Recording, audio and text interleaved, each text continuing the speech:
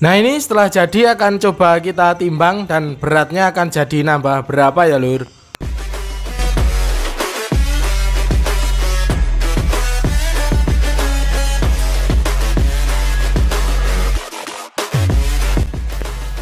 Halo lur, kembali lagi bersama kita di sini tukang cat depan rumah. Dan di video kali ini pastikan yang nonton video ini sudah menonton video part satunya ya lur.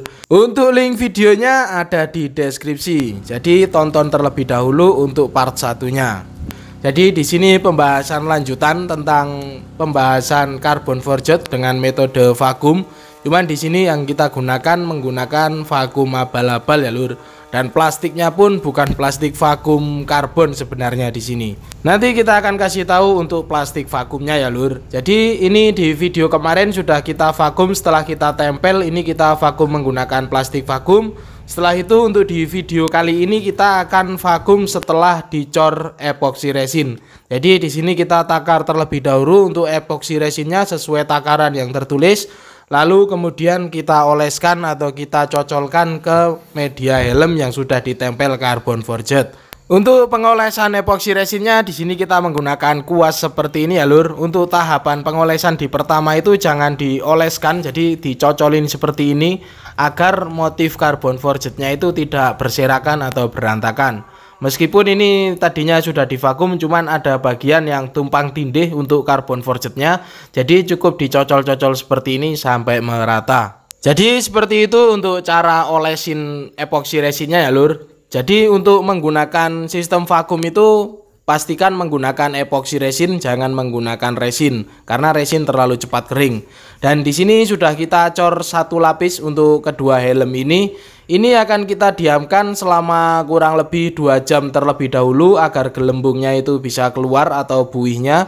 Jadi setelah 2 jam baru akan kita vakum atau kita sedot menggunakan plastik. Untuk plastiknya yang kita gunakan sebenarnya ini plastik untuk vakum pakaian ya lur. Jadi ini peralatan punya emak-emak. Ini harganya sangat murah, di online shop juga sangat banyak yang jual, tulis saja vakum pakaian seperti ini. Untuk pompanya pun harganya cuma 7.000 pompa penyedotnya.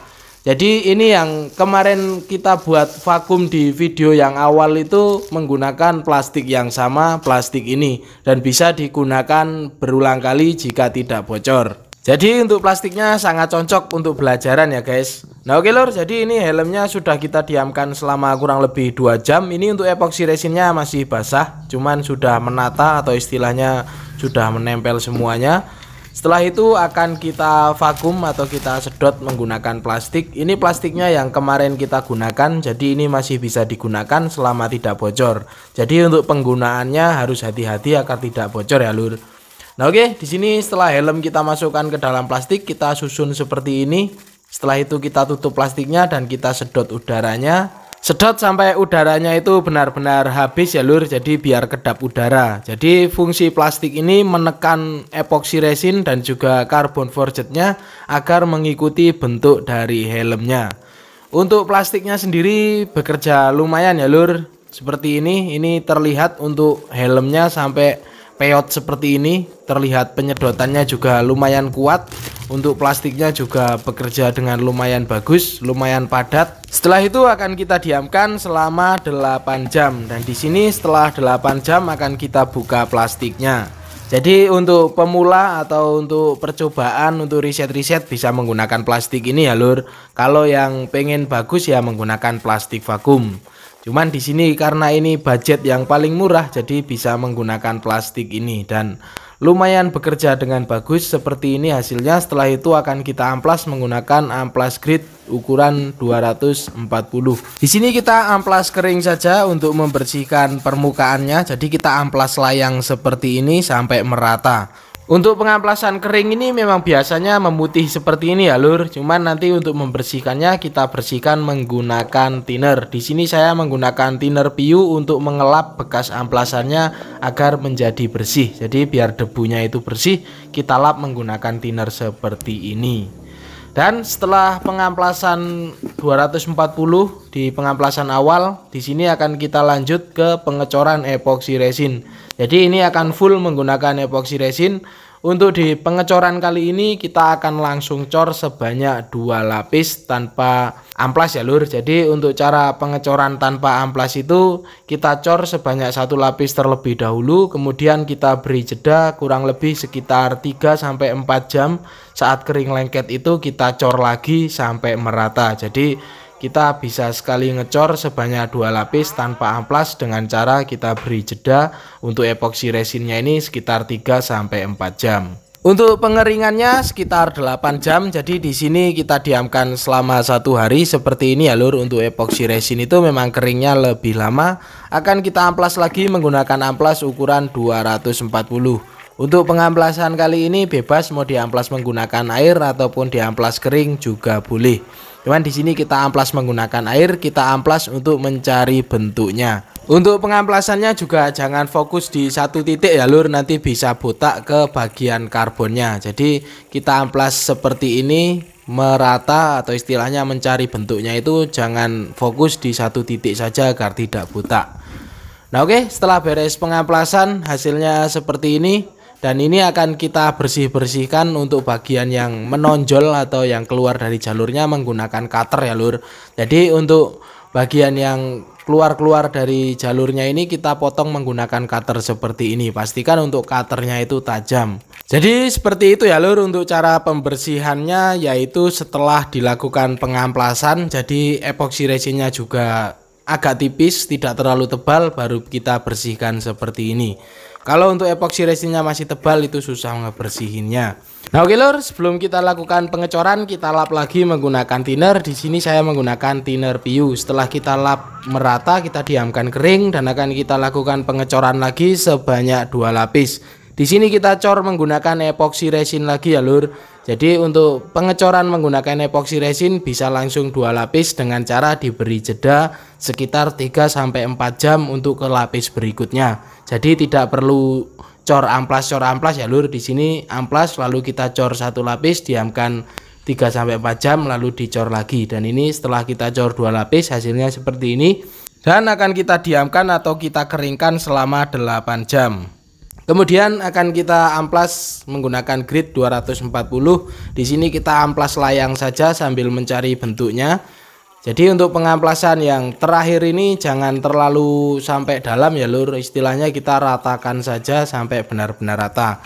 Jadi setelah merata pengamplasannya kita lanjut ke amplas 800. Jadi nanti kelihatan jika ada yang bolong ataupun yang berlubang itu bisa dicocol menggunakan epoksi resin ataupun resin. Cuman di sini kita full menggunakan epoksi resin ya lur untuk pengecorannya. Dan di sini untuk penambahan merek kita buat menggunakan cat. Jadi sistemnya seperti itu ya lur. Bisa divakum sebelum dicor atau istilahnya sehabis nempel itu divakum. Kemudian setelah dicor di vakum juga bisa. Jadi caranya itu banyak sekali. Jangan berfokus pada satu cara saja, karena nggak ada ruginya kita bisa berbagai cara. Dan di video kali ini juga ini helm kita vakum menggunakan vakum pakaian ya lur, dan bekerja dengan bagus. Nah oke, untuk finishingnya kita akan menggunakan clear Niken PU Clear HS 2100. Jadi ini seri HS, perbandingan 100:50% berarti 2:1. Jadi ini takarannya 2:1 ya lur. Jadi yang dimaksud 2:1 itu jika 2 clear, misalnya ini 2 gelas clear seperti ini, kita takar menggunakan potongan botol seperti ini. Jika 2 clear seperti ini, lalu untuk hardinernya yaitu 1 gelas. Seperti itulah untuk takaran clear 2:1. 2 clear dan 1 hardiner. Untuk thinnernya saya menggunakan thinner VS41 dari Autoglow sebanyak 10% dari total rasio. Jadi untuk thinnernya tidak terlalu banyak untuk clear seri HS itu ya lur. Untuk pengeklirannya sendiri di sini saya menggunakan spray gun Awarita F3. Ini spray gun dari Mamang Doyeng Pen. Kemarin sudah pernah kita review spray gun murah dengan hasil semburannya yang mantap. Untuk pengeklirannya akan kita lakukan sebanyak 2 lapis dengan jeda setiap lapisnya itu 10 menit. Jadi seperti ini. Untuk pengeklirannya sangat mudah ya lur, jika amplasannya itu sudah halus dan juga sudah rata. Lalu banyak juga yang bertanya saat di clear itu ada yang bolong. Kalau bolongnya kecil-kecil itu bisa ditetesin menggunakan clear ya lur, dengan cara menggunakan lidi, yaitu kita cocol menggunakan lidi. Untuk menghindari lubang tersebut sebenarnya saat pengecoran itu harus dicek dengan teliti ya lur. Jadi setelah selesai pengecoran lalu diamplas itu harus benar-benar halus dan rapet agar saat kita clear seperti ini tidak ada yang berlubang ataupun bolong. Jikapun sudah terlanjur ada yang berlubang atau bolong, clearnya ini bisa kita amplas setelah kering lalu di clear kembali. Jadi yang bolong-bolong itu ditambal terlebih dahulu lalu di clear kembali. Jadi biar rapet, tidak ada yang bolong-bolong ya lur. Karena memang untuk pengecoran tebal itu memang resikonya bolong-bolong seperti itu disebabkan oleh buih-buih epoxy resin ataupun resin yang saat kita amplas itu terbuka buih atau bubble-nya. Jadi kurang lebih seperti itu untuk resiko ataupun bagian yang bolong itu disebabkan oleh epoxy resin ataupun resin itu sendiri. Nah oke lur, ini setelah beres pengekliran dan hasilnya setelah kita pasang seperti ini. Untuk pemasangannya belum bisa kita bikinkan video ya lur, karena kalau masang helm seperti ini saya memang malam hari, dan untuk lemnya kita hanya menggunakan lem bakar untuk mengelem busanya dan juga untuk lem Alteco untuk mengelem list karetnya. Jadi pemasangannya yang penting hati-hati saja. Jadi seperti ini hasilnya untuk carbon forged dengan mix warna merah atau red metallic, itu hasilnya seperti ini dengan sistem pengerjaannya seperti tadi, yaitu menggunakan vakum pakaian emak-emak ya lur. Hasilnya lumayan kece ya lur seperti ini, dan untuk efek carbon forgednya seperti ini jika kita menggunakan vakum atau istilahnya kita penyet menggunakan plastik. Untuk pengerjaannya pun juga lebih mudah dan yang jelas bisa lebih menghemat resin ya lur.